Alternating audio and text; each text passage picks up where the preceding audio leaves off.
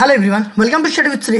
देखिए UP triple SC पेट का practice set चल रहा है। ये प्रैक्टिस सेट नंबर 9 है। 8 प्रैक्टिस सेट जो है कि ऑलरेडी कंप्लीट हो चुका है। प्ले लिस्ट बना रखी है, आप लोग जाकर के देख सकते हैं। देखिए ये जो है कि बिल्कुल नए सिलेबस पे आधारित है और ऐसा नहीं कि ओनली पेट के लिए है, ये सभी प्रतियोगिता परीक्षाओं के लिए जो भी इसमें क्वेश्चंस डाले गए हैं वो काफ़ी महत्वपूर्ण है। ठीक है, तो आप अगर किसी भी प्रतियोगिता परीक्षा की तैयारी कर रहे हैं तो आप जो है कि वीडियो को देखिए। ठीक है, देखिए सामान्य अध्ययन का है ये और रोजाना जो है कि कितने बजे आता है, तो रोजाना शाम के टाइम 6 बजे आता है ये वीडियो। ठीक है, तो 6 बजे जो है कि आप लोग यूट्यूब पे आ जाया कीजिए और वीडियो को देखा कीजिए। देखिए वीडियो को आप लोग शेयर नहीं करते हैं, ठीक है, वीडियो को शेयर किया कीजिए अपने दोस्तों में, फेसबुक पे हो या फिर व्हाट्सएप पे। ठीक है, जैसे भी हो आप शेयर करें कि आपके दोस्तों को भी फायदा हो और आपके दोस्त भी वीडियो को देखें। ठीक है, और मेरे से जुड़ जाएं। तो स्टार्ट करते हैं। फर्स्ट क्वेश्चन है, पृथ्वी के वायुमंडल की कौन सी परत रेडियो तरंगों को वापस पृथ्वी के पृष्ठ पर परावर्तित करती है? आयन मंडल, समताप मंडल, मध्य मंडल, बहिर्मंडल। देखिए पूछा जा रहा है क्वेश्चन कि पृथ्वी के वायुमंडल की कौन सी परत रेडियो तरंगों को वापस पृथ्वी के पृष्ठ पर परावर्तित करती है। वो कौन सी परत है? तो देखिए वायुमंडल में कितनी परतें होती हैं, तो वायुमंडल में 5 परत होती है। ठीक है, अगर नीचे से हम देखें तो नीचे कौन सा होता है, तो होता है पहले क्षोभ मंडल, उसके बाद से आता है आपका समताप मंडल, उसके बाद से मध्य मंडल, उसके बाद से आयन मंडल और उसके बाद से बाह्य मंडल आता है। ठीक है, तो जो ये रेडियो तरंगों को वापस पृथ्वी के पृष्ठ पर परावर्तित करती है वो कौन सी है वायुमंडल की परत, तो वो है आपकी आयन मंडल। देखिए आयन मंडल ये जो है कि आपका मध्य मंडल से ऊपर वाला होता है। ठीक है, मध्य मंडल के ऊपर जो है कि 80 किलोमीटर से लगभग 400 किलोमीटर के बीच होती है ये। ठीक है, इतनी ऊंचाई पे ये आयन मंडल होती है और जो रेडियो तरंगे हैं उनको वापस जो है कि पृथ्वी पर परावर्तित करती है। ठीक है, तो ये हो जाएगा आपका पहला ऑप्शन। 2 सागरों या महासागरों के मध्य भूमि की एक संकीर्ण स्थल पट्टी को क्या कहा जाता है? द्वीप, डेल्टा, जलद मरुमध्य, लैगून। देखिए पूछा जा रहा है कि 2 महासागर हैं। ठीक है, 2 महासागरों के बीच जो है कि मध्य भूमि की एक संकीर्ण स्थल पट्टी को क्या कहते हैं? देखिए दोनों तरफ महासागर हैं और बीच में जो है कि भूमि की एक संकीर्ण स्थल जो है, इस पट्टी को क्या कहते हैं? ठीक है, ये पूछा जा रहा है। तो इस पट्टी को हम क्या कहते हैं? तो जलद मरु मध्य कहते हैं। यही देखिए ये दोनों तरफ सागर है और बीच में छोटा सा मतलब पतला सा ये स्थल है, उसको हम जलद मरु मध्य कहते हैं। अगर यही दोनों तरफ जो है कि स्थल हो और बीच में मतलब एक जो है कि अगर 2 बड़े भूभाग के बीच में एक सक्रिय जल पट्टी हो, उसको क्या कहते हैं? तो उसको हम स्ट्रेट कहते हैं। ठीक है, तो स्ट्रेट और जलद मरुमध्य में आप लोगों का अंतर समझ में आ गया होगा। तो ये हो जाएगा आपका तीसरा ऑप्शन। जो जिला पास किस राज्य में स्थित है? सिक्किम, जम्मू और कश्मीर, हिमाचल प्रदेश, अरुणाचल प्रदेश। देखिए जो जिला दर्रे की बात की जा रही है कि जो जिला दर्रा है ये जो है कि किस राज्य में सिचुएटेड है। ठीक है, तो देखिए जो जिला दर्रा जो है कि ये केंद्र शासित प्रदेश है क्या? लद्दाख के जास्कर श्रेणी में ये स्थित है। ठीक है, लद्दाख के जास्कर श्रेणी में स्थित है और श्रीनगर से लेह जाने का जो मार्ग है इसी दर्रे से होकर के जाता है। देखिए इस दर्रे का निर्माण जो है कि किससे हुआ है? तो सिंधु नदी के द्वारा किया गया है। तो ये हो जाएगा आपका, देखिए ये लद्दाख होगा लेकिन ये पहले से क्वेश्चन आया हुआ है आपका यूपी ट्रिपल सी पेट में, तो ये जम्मू कश्मीर था पहले। ठीक है, अभी क्या है? तो अभी लद्दाख हो जाएगा। ठीक है, निम्नलिखित में से कौन सी नदी पूर्व से पश्चिम की ओर बहती है? ताप्ती, कृष्णा, कावेरी, गोदावरी। निम्नलिखित में से कौन सी नदी जो है कि पूछा जा रहा है कि पूर्व से पश्चिम की ओर बहती है? तो कौन सी नदी है जो कि पूर्व से पश्चिम की ओर बहती है? तो वो है आपकी ताप्ती। पहला ऑप्शन आपका सही है। देखिए अगर हम बात करें पूर्व से पश्चिम की ओर बहने वाली नदी, तो देखिए नर्मदा है, ताप्ती है और माही है। ठीक है, ये नदियां जो है कि पूर्व से पश्चिम की ओर बहती है। निम्नलिखित में से भारत का कौन सा क्षेत्र पेट्रोलियम का उत्पादक नहीं है? डिगबोई, असम, बॉम्बे हाई, मुंबई, नर्मदा नदी का डेल्टा, कृष्णा नदी का डेल्टा। देखिए पूछा जा रहा है कि भारत का कौन सा क्षेत्र जो है कि पेट्रोलियम का उत्पादक नहीं है, पूछा जा रहा है। ठीक है, देखिए अगर बात करें हम डिगबोई असम, ठीक है, ये ब्रह्मपुत्र घाटी है, यहाँ पे भी उत्पादन होता है। बॉम्बे हाई जो कि मुंबई है, यहाँ पे भी होता है। नर्मदा नदी का डेल्टा यहाँ नहीं होता है। देखिए कृष्णा नदी का डेल्टा, ये कृष्णा गोदावरी डेल्टा में भी भारत के महत्वपूर्ण तेल क्षेत्र हैं, ठीक है। इसके अलावा आपका कावेरी डेल्टा में भी पेट्रोलियम खोजा गया है, ठीक है। बट नर्मदा नदी का डेल्टा इसमें जो है कि पेट्रोलियम उत्पादक नहीं है ये, तो ये हो जाएगा आपका तीसरा ऑप्शन। इस पंचवर्षीय योजना के दौरान कृषि उत्पादन की विकास दर नकारात्मक थी। तीसरी योजना, दूसरी योजना, पहली योजना, कोई विकल्प सही नहीं है। देखिए वो कौन सी पंचवर्षीय योजना थी जिसके दौरान कृषि उत्पादन की विकास दर क्या थी, निगेटिव रही, मतलब नकारात्मक रही, ठीक है। वो कौन सी योजना थी, तो वो थी आपकी तीसरी पंचवर्षीय योजना। तीसरी पंचवर्षीय योजना का कार्यकाल कब से कब तक था, तो इसका कार्यकाल था 1961 से 1966 के बीच। देखिए इसका जो है कि कृषि उत्पादन का विकास दर नकारात्मक क्यों रहा, ठीक है। देखिए बहुत सारी चीज़ें थी जिसके वजह से जो है कि कृषि उत्पादन की विकास दर जो है कि निगेटिव रही। देखिए पहली बात, ठीक है, कि इसका मुख्य उद्देश्य ये था कि अनाज में आत्मनिर्भरता प्राप्त करना था और उद्योग और निर्यात की ज़रूरतों को पूरा करने के लिए कृषि उत्पादन में वृद्धि करना था, ठीक है, इसका मेन उद्देश्य था। लेकिन क्या क्या कारण रहा, 1962, देखिए ये 61 से 66 तक इस रही। इसके दौरान क्या हुआ था 1962 में, तो 1962 में चीन भारत युद्ध हो गया, ठीक है। फिर आगे चल करके 1965 में क्या हो गया कि बहुत ज़्यादा सूखा पड़ गया, ठीक है, भारी सूखा पड़ गया और इस वजह से ये योजना जो है कि बुरी तरह से क्या रही, विफल रही, ठीक है। और सरकार को इसे योजना अवकाश घोषित करने के लिए मजबूर होना पड़ा था, ठीक है। इस वजह से क्या था कि इसी मतलब योजना के दौरान जो कि कृषि उत्पादन की विकास दर नकारात्मक रही, ठीक है। निम्नलिखित में से कौन सही नहीं है, 10वीं योजना 2002 से 2007, तीसरी योजना 1966 से 71, प्रथम योजना 1951 से 56, छठी योजना 1980 से 85। पूछा जा रहा है पंचवर्षीय योजना के बारे में। देखिए पंचवर्षीय योजना कौन सी, मतलब कितनी थी, तो 12 थी, ठीक है, 12वीं चल रही थी तभी नीति आयोग आ गया, ठीक है। तो इन योजनाओं को मतलब कौन कौन सी पंचवर्षीय योजनाओं का क्या क्या ड्यूरेशन रहा है ये पूछा जा रहा है। तो जो 10वीं योजना थी उसका ड्यूरेशन था आपका 2002 से 2007 के बीच। देखिए तीसरी पंचवर्षीय योजना, अभी हम लोगों ने पिछले क्वेश्चंस में पढ़े कि तीसरी पंचवर्षीय योजना का कार्यकाल कब से कब तक था, तो तीसरी पंचवर्षीय योजना का कार्यकाल था आपका 1961 से 1966 तक, ठीक है। तो यह हो जाएगा आपका गलत। बाकी प्रथम पंचवर्षीय योजना 1951 से 1956 के बीच रही और छठी पंचवर्षीय योजना 1980 से 85 के बीच रही। तो गलत कौन सा है, पूछा जा रहा है कि सही नहीं है, तो यह हो जाएगा आपका तीसरी पंचवर्षीय योजना, दूसरा ऑप्शन।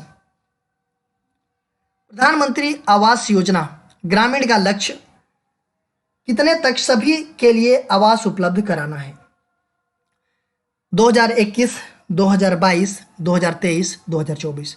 देखिए प्रधानमंत्री आवास योजना ग्रामीण, इसका लक्ष्य जो है कि कब तक सभी के लिए आवास उपलब्ध कराना है, तो देखिए प्रधानमंत्री आवास योजना ग्रामीण, ये जो योजना है ना, यह एक ग्रामीण आवास योजना है और इसका उद्देश्य है कि 2022 तक सभी के लिए आवास प्रदान करना। कब तक, 2022 तक।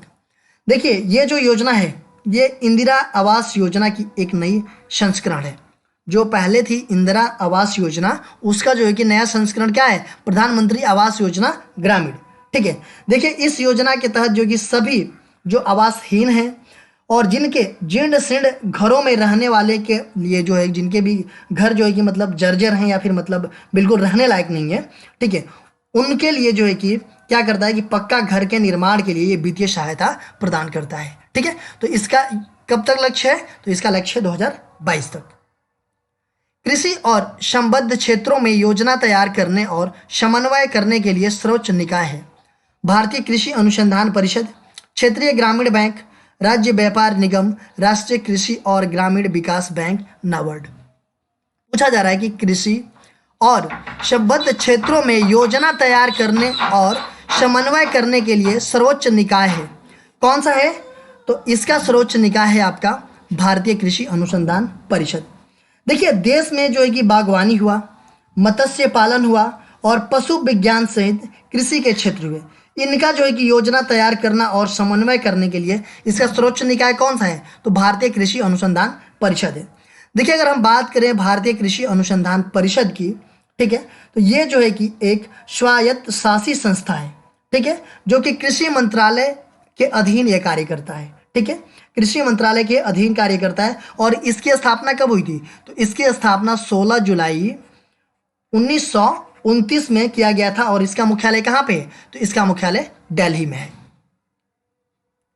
हमारे संविधान में आर्थिक आयोजन शामिल है, संघ सूची में, राज्य सूची में, समवर्ती सूची में, किसी विशिष्ट सूची में नहीं। देखिए, संविधान में पूछा जा रहा है कि आर्थिक आयोजन ये शामिल कहाँ पे है, ये पूछा जा रहा है।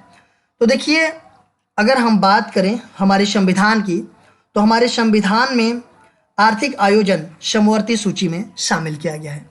किस सूची में शामिल किया गया है? तो समवर्ती सूची में शामिल किया गया है। देखिए, संविधान की जो 7वीं अनुसूची है उसमें अनुच्छेद 246, 7वीं अनुसूची के अनुच्छेद 246 के अंतर्गत 3 सूचियां का वर्णन किया गया है। कौन कौन सी सूची? तो संघ सूची, राज्य सूची और समवर्ती सूची। इन 3 सूचियों का वर्णन किया गया है। और जो आर्थिक आयोजन है वो है आपका समवर्ती सूची में। देखिए, संघ सूची में जो भी विषय हैं उस पर जो है कि नियम कानून कौन बना सकता है? तो वो सेंट्रल ही बना सकता है। ठीक है, राज्य सूची की अगर हम बात करें तो राज्य सूची में जो भी विषय हैं उस पर कौन नियम कानून बनाएगा? तो उसमें राज्य बनाएगा। और समवर्ती सूची की हम बात करें तो समवर्ती सूची में दोनों नियम कानून बना सकते हैं, संघ और राज्य दोनों। लेकिन किसका नियम प्रभावकारी होगा ज्यादा? तो ये होगा आपका संघ का। ठीक है, मौलिक कर्तव्यों की व्यवस्था की गई है 44वें संविधान संशोधन में, 42वें संविधान संशोधन में, 52वें संविधान संशोधन में, 61वें संविधान संशोधन में। देखिए, पूछा जा रहा है कि मौलिक कर्तव्य जो हमारे फंडामेंटल ड्यूटी हैं इनका जो है कि व्यवस्था कहाँ पे किया गया है? देखिए, जब मूल रूप से हमारा संविधान बना था तो हमारे फंडामेंटल्स ड्यूटी थी या नहीं थी? नहीं थी। ठीक है, ये बाद में जो है कि संविधान में संशोधन करके फंडामेंटल ड्यूटीज को डाला गया है। ठीक है, तो वो कौन सी संविधान संशोधन था? तो वो था आपका 42वां संविधान संशोधन। देखिए, 42वां संविधान संशोधन कब हुआ था? तो 1976 में किया गया था। ठीक है, देखिए, इसमें बहुत सारी चीज़ें की गई थी, बहुत सारा संशोधन कर दिया गया था अपने संविधान में। इस वजह से इसे मिनी कॉन्स्टिट्यूशन के नाम से भी हम जानते हैं। ठीक है, देखिए, 42वां संविधान संशोधन के तहत जो हमारा प्रस्तावना है, उद्देशिका है, उसमें 3 नए शब्द जोड़े गए। कौन कौन से नए शब्द जोड़े गए? तो समाजवादी, पंथ निरपेक्ष और अखंडता। देखिए, ये तीनों अलग अलग क्वेश्चंस में आता है कि समाजवादी शब्द जो है कि हमारे प्रस्तावना में कब जोड़े गए, या फिर पंथ निरपेक्ष हमारे प्रस्तावना में, संविधान में कब जोड़े गए, अखंडता हमारे संविधान की प्रस्तावना में कब जोड़े गए। वो कौन सा संविधान संशोधन था? तो वो था आपका संविधान संशोधन 42वां संविधान संशोधन। ठीक है, देखिए, 42वां संविधान संशोधन के तहत संविधान का जो भाग 4 का क और जो है कि अनुच्छेद 51 का क जो है कि जोड़ करके क्या किया गया? तो 10 मौलिक कर्तव्यों का समावेश किया गया संविधान में। ठीक है, क्या क्या जोड़ करके? 4 का क और 51 का क जोड़ करके, ये भाग 4 का क और अनुच्छेद 51 का क जोड़ करके मौलिक कर्तव्यों का समावेश किया गया अपने संविधान में। देखिए, उस टाइम पे तो 10 मौलिक कर्तव्य जोड़े गए। ठीक है, 42वें संविधान संशोधन के तहत। लेकिन आज के डेट में हमारे संविधान में कितने मौलिक कर्तव्य हैं? तो वो हैं आपके 11। ठीक है, 11वां कब जोड़ा गया? तो 11वां जोड़ा गया 2002 में, 86वां संविधान संशोधन करके 11वां मौलिक कर्तव्य जोड़ा गया। ठीक है, तो ये क्वेश्चन आता है कि 11वां मौलिक कर्तव्य कब जोड़ा गया संविधान में? ठीक है, तो वो जोड़ा गया 2002 में 86वां संविधान संशोधन करके। देखिए, अगर हम बात करें 44वें संविधान संशोधन की, तो 44वां संविधान संशोधन कब किया गया था? तो 1978 में किया गया था। 52वां संविधान संशोधन कब किया गया था? तो ये किया गया था 1985 में। और 61वां संविधान संशोधन कब किया गया? तो ये 1989 में किया गया था। ठीक है, भारतीय संविधान के किस अनुच्छेद के अनुसार उम्मीदवार की संपत्तियों और देयताओं के बारे में जानने का अधिकार नागरिक को है? अनुच्छेद 21, अनुच्छेद 30, अनुच्छेद 19 का ए, अनुच्छेद 14। पूछा जा रहा है कि भारतीय संविधान के किस अनुच्छेद के अनुसार उम्मीदवार की संपत्तियों और देयताओं के बारे में जानने का अधिकार नागरिक को है? वो कौन सा अनुच्छेद है? तो वो अनुच्छेद है आपका 19 का ए। तीसरा ऑप्शन आपका सही है। देखिए भारतीय संविधान 19 का ए के अनुसार जो है कि उम्मीदवार को संपत्तियों और देयताओं के बारे में जानने का अधिकार नागरिक को दिया गया है। अगर हम बात करें अनुच्छेद 21 की, तो अनुच्छेद 21 जो है कि प्राण एवं दैहिक स्वतंत्रता का संरक्षण के बारे में ये बात करता है। अनुच्छेद 30 किसके बारे में बात करता है? तो अनुच्छेद 30 जो है कि शिक्षा संस्थाओं की स्थापना और प्रशासन करने का अल्पसंख्यक वर्गों का अधिकार के बारे में बात करता है। और हम बात करें अनुच्छेद 14 की, तो अनुच्छेद 14 जो है कि विधि के समक्ष समता तथा विधियों का समान संरक्षण के बारे में बात करता है। ठीक है।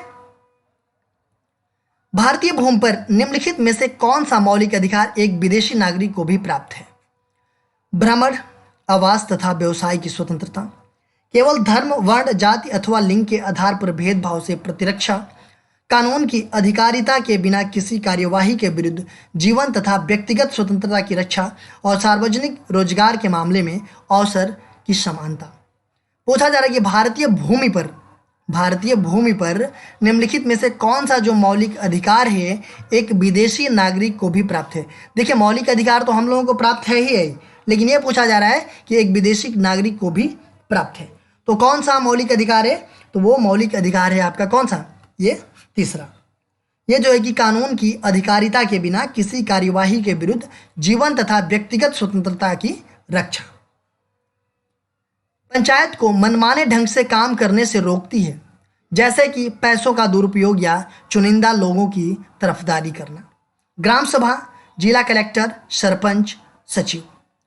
देखिए पूछा जा रहा है कि पंचायत को मनमाने ढंग से काम करने से रोकती है, जैसे कि पैसों का दुरुपयोग करना और चुनिंदा लोगों की तरफदारी करना। वो कौन रोकती है? तो वो रोकती है आपका ग्राम सभा। ये ऑप्शन आपका सही है।